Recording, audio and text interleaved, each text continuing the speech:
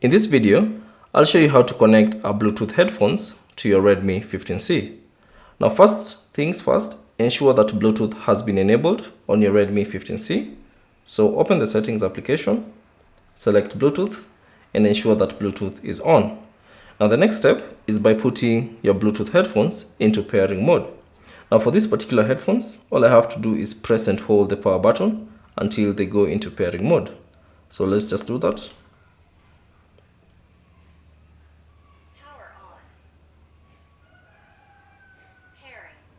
Now once their Bluetooth headphones are in pairing mode, go back to the Bluetooth settings on your Redmi 15C and then tap on refresh to scan for any available devices. Now once your headphones have been discovered, tap on them and then you should see this prompt, pair with that particular headphones.